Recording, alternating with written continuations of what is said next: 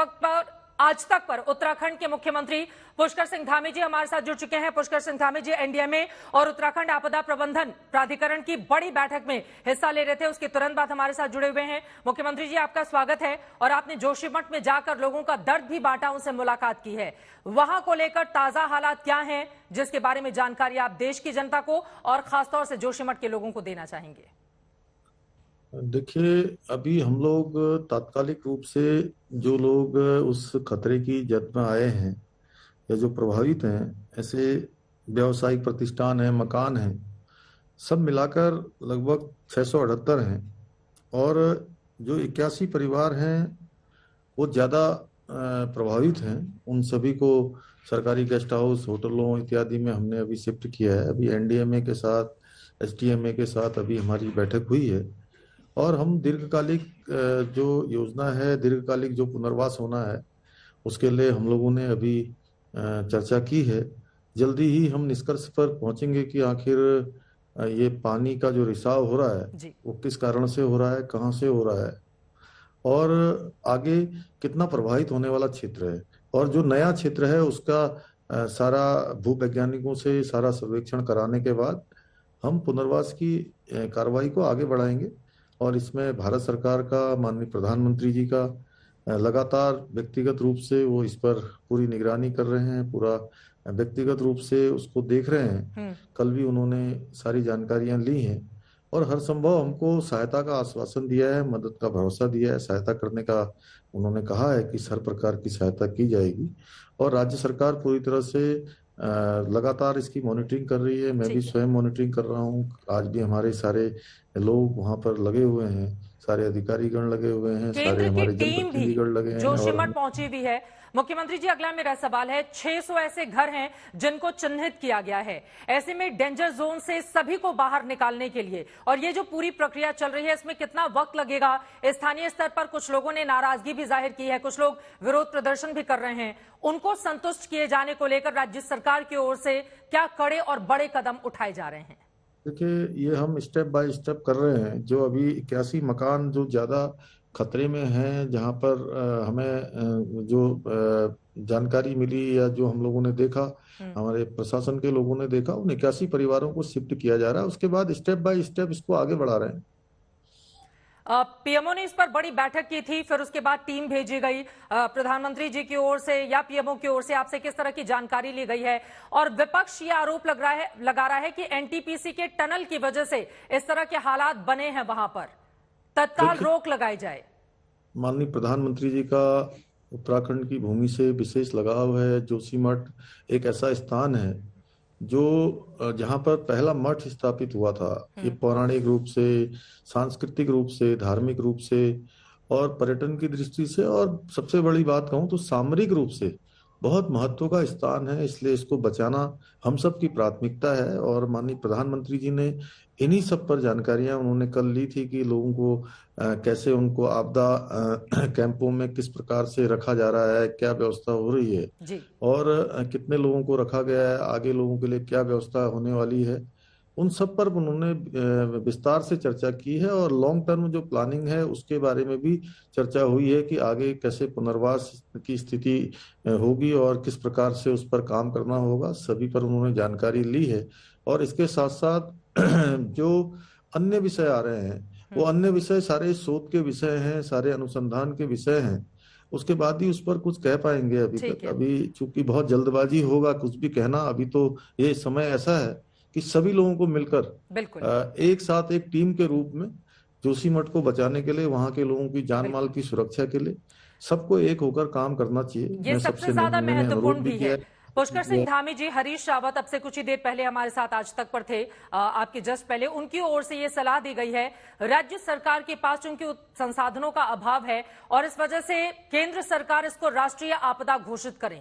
क्या आपको भी लगता है कि हालात इस तरह के हैं जोशीमठ के कि राष्ट्रीय आपदा की श्रेणी में इस हालात को देखते हुए जोशीमठ को घोषित कर दिया जाना चाहिए? धामी जी, संसाधनों की कोई ऐसी कमी नहीं है, लेकिन उसके बावजूद भी माननीय प्रधानमंत्री जी ने और पूरे केंद्र की सरकार ने हमको हर प्रकार से सहायता का भरोसा दिया है और सहायता कर रहे हैं। सारी टीमें यहाँ पर आ गई हैं, सब अपने सर्वेक्षण के काम में लग गई हैं तो इसलिए संसाधनों की कोई कमी नहीं होने वाली। इस समय सबको मिलकर एक दिशा में चलना है कि जोशीमठ को बचाना है, जोशीमठ के लोगों को बचाना है।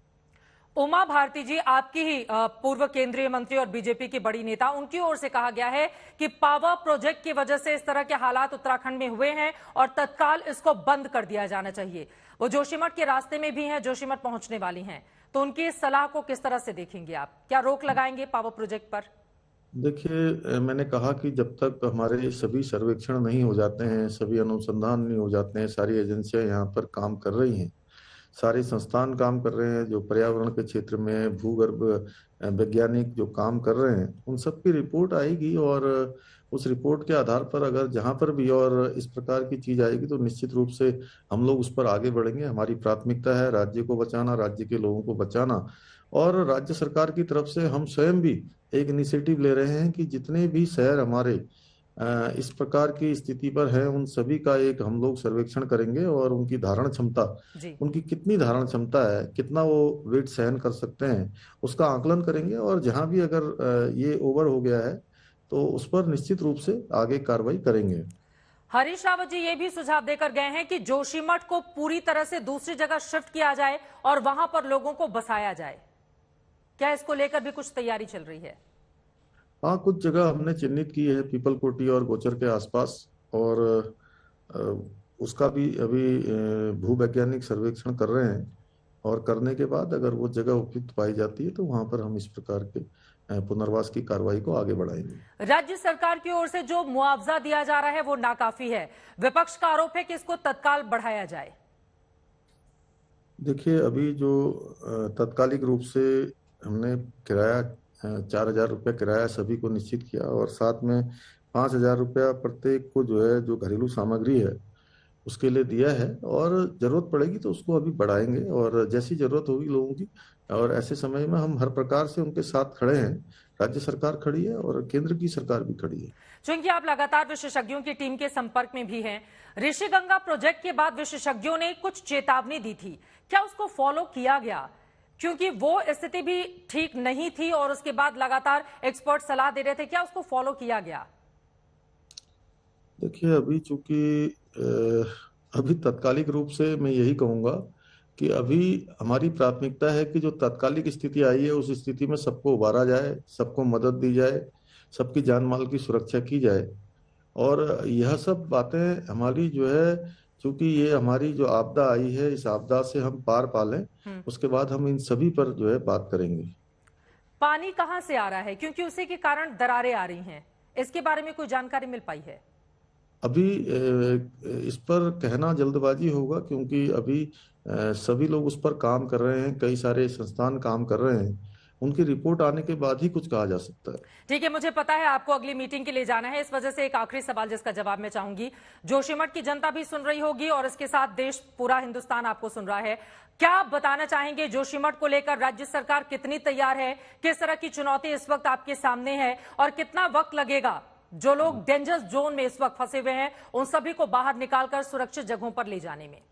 देखिए, हमारी पहली प्राथमिकता है कि सभी को सुरक्षित करना, सभी की जान माल की सुरक्षा करना, लोगों को राहत देना, लोगों को इस समय में सहायता देना, ये हमारी प्राथमिकता है। हम भगवान नरसिंह देव से, बद्रीनाथ जी से प्रार्थना करेंगे कि भगवान जो है बद्रीनाथ हमारे जो है जोशीमठ की रक्षा करें, हमारे सब पर अपनी कृपा करें। और जो भी जरूरी है वो सब हम लोग करेंगे, उसको जो है एक्शन मोड में है। और विशेष रूप से हम अपना मंत्रिमंडल को भी बुलाएंगे, उसमें भी जो प्रावधान करने होंगे, जिसमें शिथिलीकरण करना होगा, लोगों की सहायता के लिए हर संभव प्रयास करेंगे। उसमें मैं सभी से अनुरोध करता हूँ कि सभी लोग इस पर आगे आए। और ये समय अनावश्यक रूप से समस्या बनने का नहीं है बल्कि समस्या के समाधान का है। तो सभी लोग आगे आएंगे तो निश्चित रूप से जोशीमठ उभरेगा, जोशीमठ के लोग उभरेंगे, हमारा पौराणिक शहर बचेगा, सबकी जान माल की सुरक्षा होगी और फिर से जो है, जो पहले जैसा जोशीमठ था उसी प्रकार का जोशीमठ फिर से आगे बढ़ेगा। हर 24 घंटे में दरारें और बड़ी होती हुई चली जा रही हैं। ऐसे में सबसे बड़ा सवाल यही है, लोगों को निकालने में कितना वक्त लगेगा ताकि उनकी जिंदगी को सुरक्षित दूसरी जगहों पर पहुंचाया जा सके? वो निकाल रहे हैं, अभी तक 81 परिवार हम निकाल चुके हैं, स्टेप बाय स्टेप सभी को निकाल रहे हैं। और हमने लगातार उनके लिए जो भी व्यवस्था है वो कर रहे हैं और सभी को डेंजर जोन से बाहर निकालने की कार्रवाई चल रही है।